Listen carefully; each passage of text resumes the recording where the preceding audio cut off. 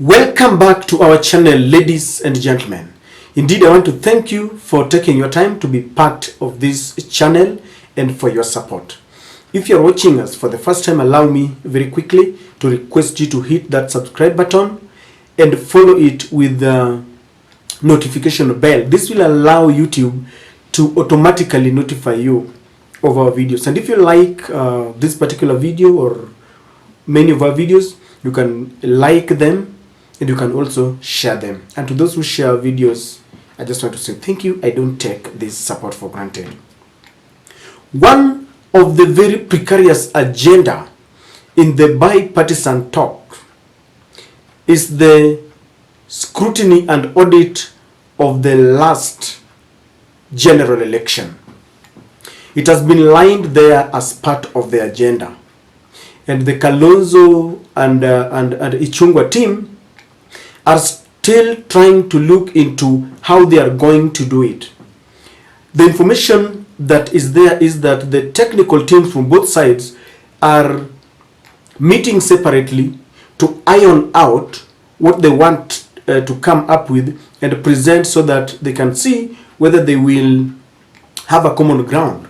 Many people feel that one of the things that must happen is the opening scrutiny and auditing of the server so that we can just be rest assured of who won that election. Of course, there are fears that when you see this administration allowing and accepting the scrutiny of the server, some feel they have done something. They have compromised the machine.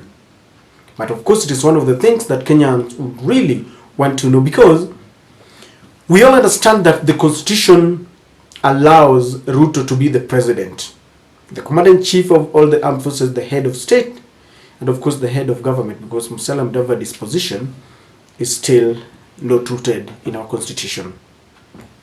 But then, Raila has constantly said that he won the election, and he feels that only if that server would be opened today without any interference, then he says he would be declared the winner. But the Kenya Kwanza team has made it very categorically that elections are over and they won fair and square. So that's one of the things that people would want to see. The other thing that is there, because the Azimio team has talked about it, is the reconstitution of the IEBC commission, because we are all aware that Chebukati, who was the chairman, and the other two commissioners, Muilu, and the other one I'm forgetting the name, had their terms expired, and so they completed their tenure in office, and of course they have retired. We are now maintaining them with the retirement benefit packages. And the other four, or those who have now under the name the Cherera Four, were dismantled and disbanded and humiliated by this regime because they have been accused of trying to subvert the will of the people. As such, we do not have commissioners. And so there's going to be a reconstitution, because there is a panel that is already working and trying to invite those who would want to be interviewed for the very positions. A very, it's like a hot potato being the chairman of the IEBC, because it's full of threats. As we speak, you all know that in 2017, Akombe had to flee for her life. And of course, even today, Cherera is not there. We have got two commissioners who, Irene Masita and Cherera, have also run away for fear of losing their lives. And so their safety must also be taken into account. And so people are still waiting to see what is contained in the scrutiny of looking at what happened in the last election.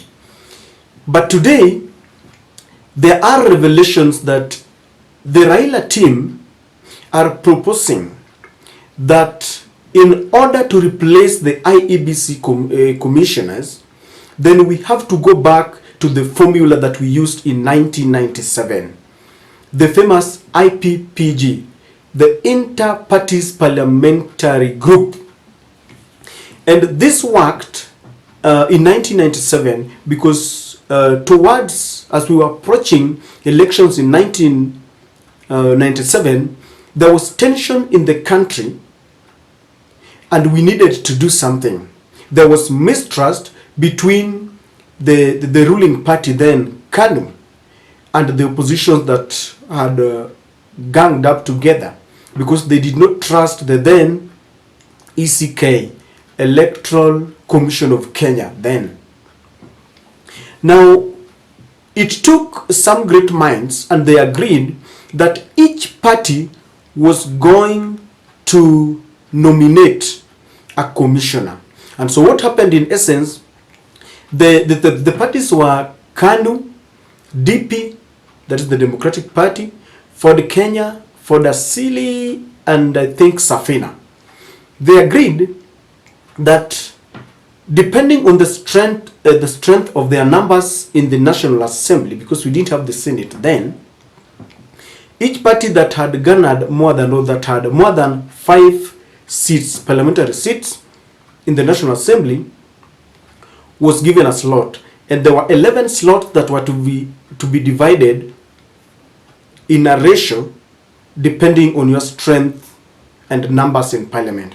And as such, all these parties nominated a commissioner, presented the name to the then President Daniel Moi, and people went to that election with at least political tension that had subsided because there was at least trust that if you have your man or lady among the commissioners, then it was going to be okay. Of course, you know, there were manipulations here and there, kind of still won. Now that is what Raila Odinga wants parties to do. And maybe they might cap it in the strength that if you have maybe 10 members of parliament or 5 members of parliament, then the 6 slots in the commission will be divided equitably, not equally, equitably depending on the number and strength in parliament. So that as we approach the 2027 elections, then each party would feel that they are duly represented. And of course, these are trials to ensure that as we approach elections, we tone down on rhetorics and at least tensions have gone down, because if there is one thing that has really led to loss of lives and people getting maimed and IDPs, it is elections, bungled elections. And if you think I'm lying, just go back and check what happened in 2007. So in this, Raila, sometimes back I got something that Raila had written in 2016 when he was agitating and he wanted the country to look into the reforms, the electoral reforms. And of course it is there. The last paragraph says, because I don't want to read all of it, the last paragraph says, because the whole of that just contains Raila's explanation about the IPPG. And the last paragraph says that this was one of the most important moves in bringing about reform to make Kenyan elections more democratic and transparent. This is the direction we need to go as a country. So Raila has always agitated for an electoral reform, and he is proposing that people go back to the IPPG. The question is, how safe is it?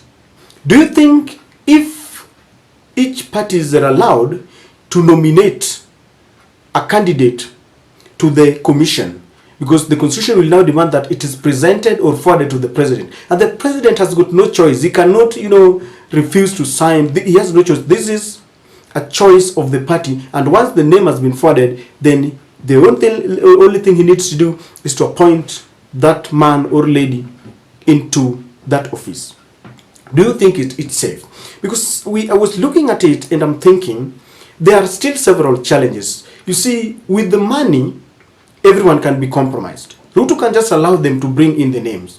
and they will still buy those commissioners. And it needs a lot of loyalty for the man or lady that you are taking into that office. And people feel that even if this happens, there's going to be a lot of manipulation. The other challenge that is there is that in 2017, Maraga, the then Chief Justice, David Maraga, concluded and ruled that election is not an event that people wake up and they go and vote and you say elections were free and fair. It's something that starts with procurement, you know.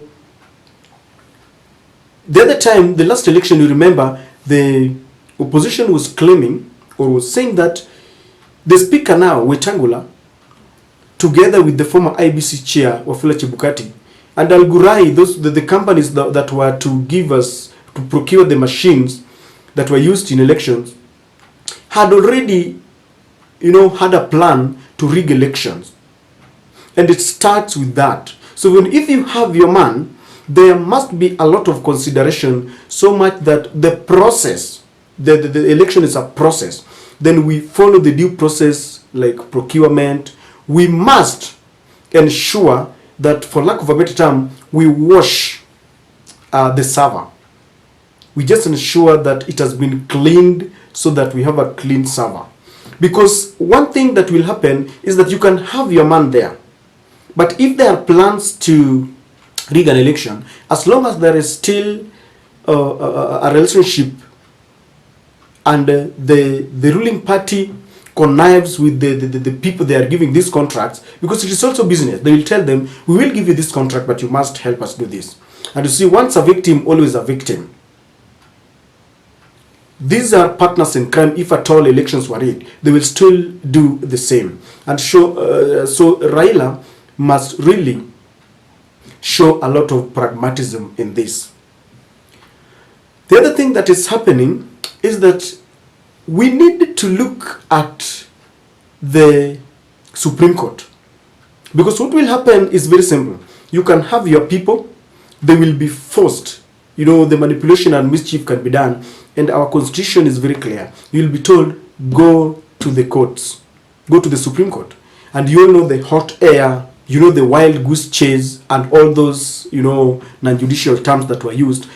That 7-member panel of the Supreme Court is still there. They know what they have done.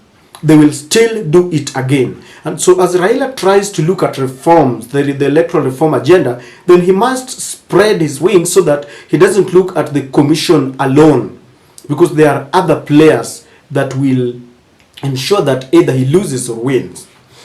The other thing that must be looked at is the chairperson of the IEBC. Remember, this is a matter that went even to, ended up in the Supreme Court, that the chair was wielding so much powers, and he so believed that he could direct and force and compel them to do what they want. I remember the chair team was saying that they were just called on the last day that here's the result. And they were requesting, can we have a look at it? And they were told, this is the result, and we have to announce it without any input of the other commissioners. So we have to look at the scope of the powers of the chairman.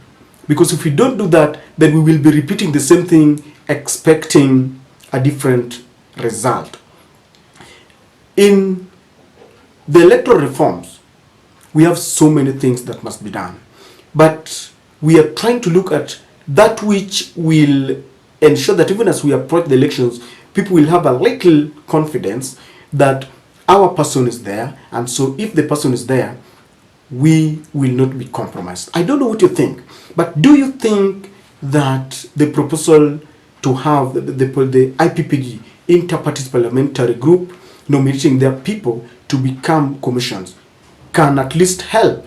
Because we have had history of compromised elections, bungled elections. The only election that has ever been done fair and verifiable was in 2007, and it is because people were tired of the Kanu regime.